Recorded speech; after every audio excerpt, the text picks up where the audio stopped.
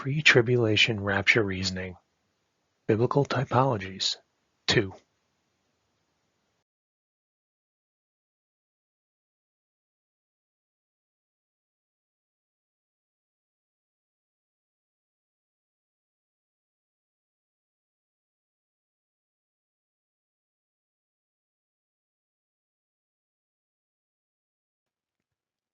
Hello friends and welcome to the channel. My name is Tom. This is a new video series titled Pre-Tribulation Rapture Reasoning. These will be a series of small examples that I believe the Bible shows as a foreshadow to the soon rapture of the church bride. If you are unfamiliar with what the rapture of the church is, buckle your spiritual seatbelt because you are about to be comforted. 1 Thessalonians 4:15 through 18. For this we say unto you by the word of the Lord, that we which are alive and remain unto the coming of the Lord shall not prevent them which are asleep. For the Lord himself shall descend from heaven with a shout, with the voice of the archangel, and with the trump of God. And the dead in Christ shall rise first. Then we which are alive and remain shall be caught up together with them in the clouds, to meet the Lord in the air. And so shall we ever be with the Lord. Wherefore, comfort one another with these words. If you are a saved, born-again believer in Jesus Christ, there is an event coming, which is next on the prophetic timeline of human history, a time when God will move his bride, the church, saved, born-again believers from this earth, to meet him in the clouds. He will then go back to dealing with his people Israel in a period of time commonly known as the 7-year tribulation period. The proper name in the Bible of this period of time is the 70th week of Daniel, or the time of Jacob's trouble. We are not told when this event will occur, only that we Christians would know the season, and by knowing the season, we would know he is coming. I hope you are blessed by this content, as it only serves as a method to bring you closer to the Creator God, Jesus Christ, and either start or to build upon your relationship with him. Thank you for visiting.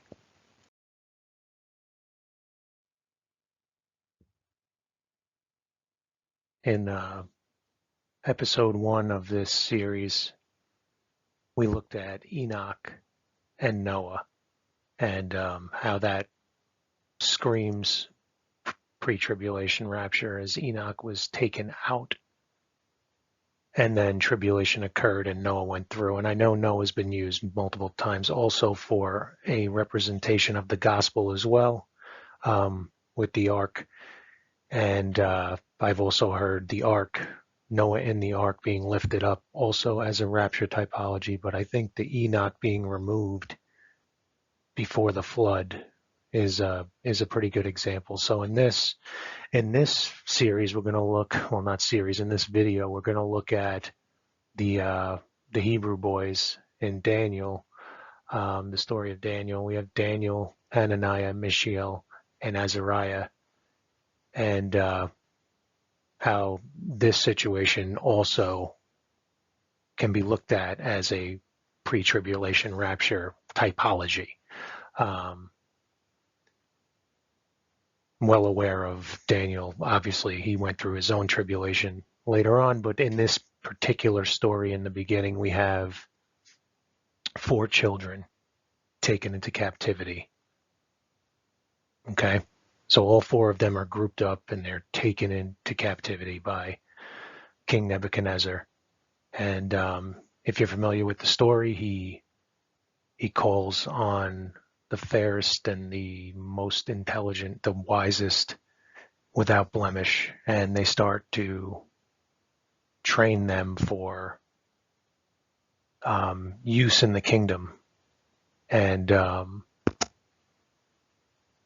as the story goes, Daniel and his companions, they decide not to defile themselves with the king's meat, and God blesses them for that. And one of the things that Daniel gets is interpretation of vision and dreams, and they're all 4 made extremely wise. Therefore, the king keeps them around. So we have 4 children taken into captivity to start this off.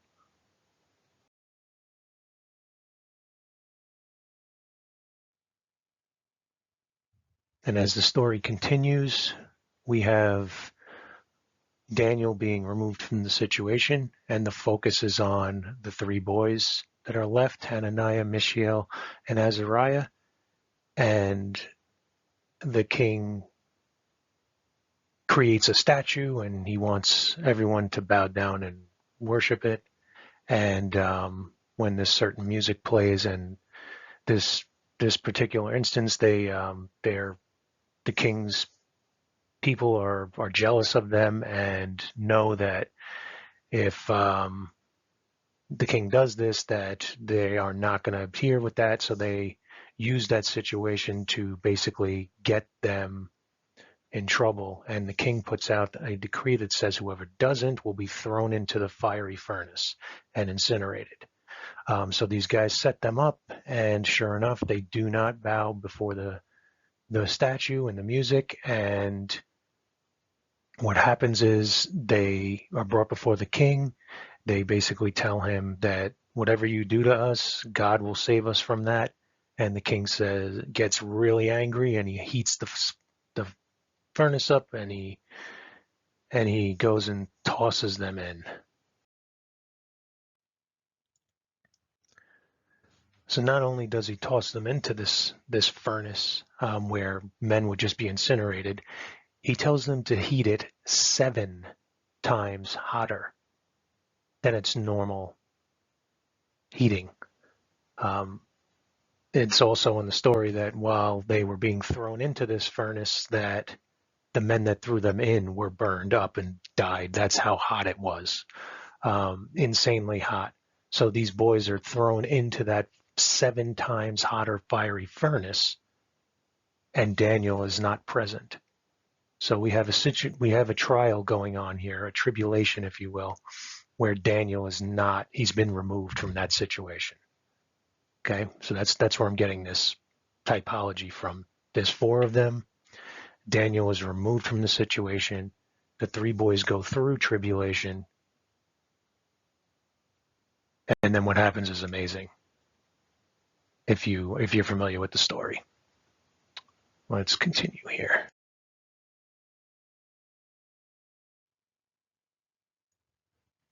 And here we have the scripture that we're going to go over. Daniel 1:6 and 7. Now among these were of the children of Judah, Daniel, Hananiah, Mishael, and Azaraiah, the 4 boys, unto whom the prince of the eunuchs gave names. For he gave unto Daniel the name of Belteshazzar, and to Hananiah of Shadrach, and to Mishael of Meshach, and to Azariah of Abednego. These are all pagan names that they try to remove the Israeli identity from them, or the Hebrew identity, and basically push a pagan identity onto them. That's the whole purpose of these names.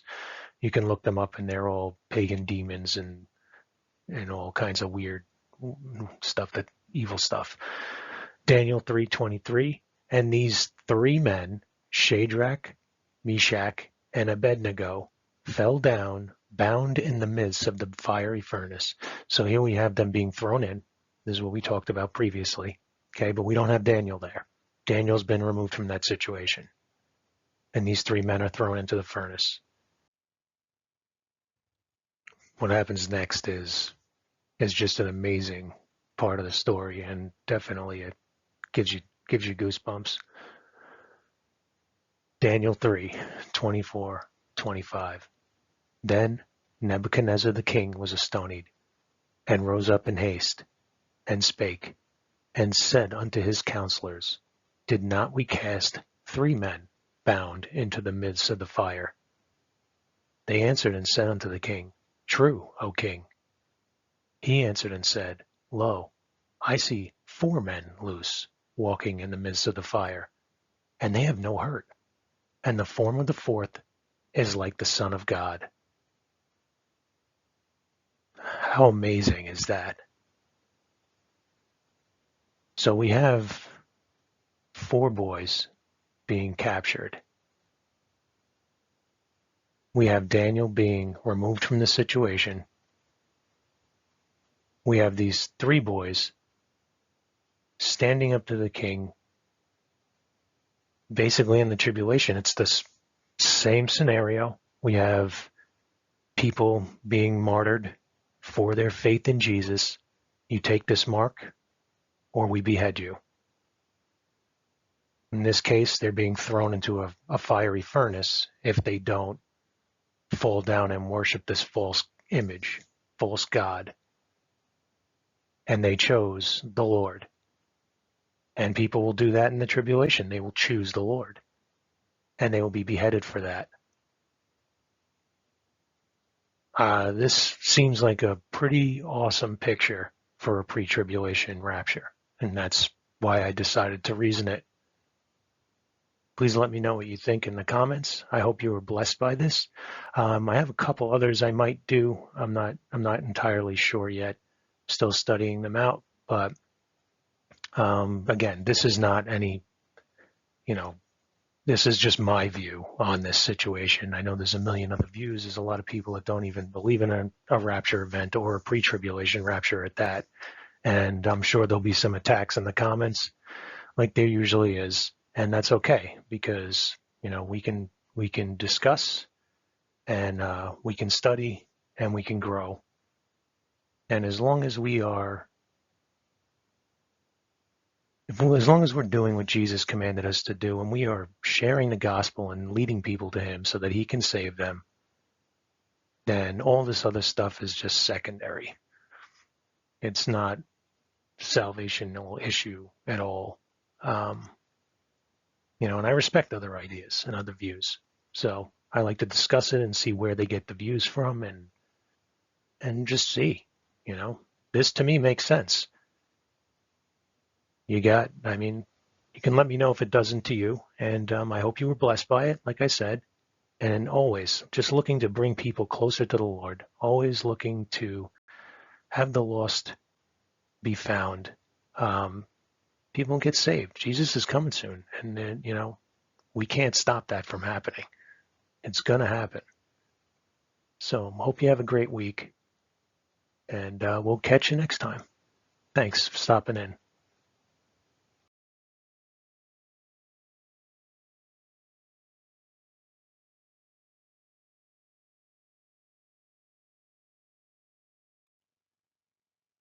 Behold, I come quickly. Hold that fast which thou hast, that no man take thy crown.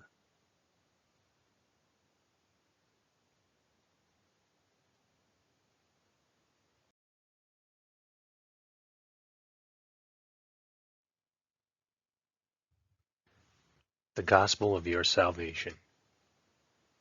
First, realize your need for a Savior. If you take a walk through the Ten Commandments, you'll start to realize that you've broken at least one, that you are a sinner. Because you're a sinner, if you die in those sins, you will end up eternally separated from God in a place called hell. You must repent. Change your mind about your condition. Your unpaid sin debt will keep you eternally separated from God in heaven. You need a Savior. Next, you have to believe that God sent a Savior. God sent his only begotten Son, Jesus Christ, to save sinners. He shed his blood and died for your sins. He was buried and resurrected on the third day. He was then seen by more than 500 eyewitnesses at once who testified that he is alive forevermore. He is the hand that is trying to save you from the pit. You must place your faith in his blood. It is the payment for your sins. Believe on Jesus now and be saved forever. Call out to Jesus to save you. It is ultimately your choice. Simply ask him to save you.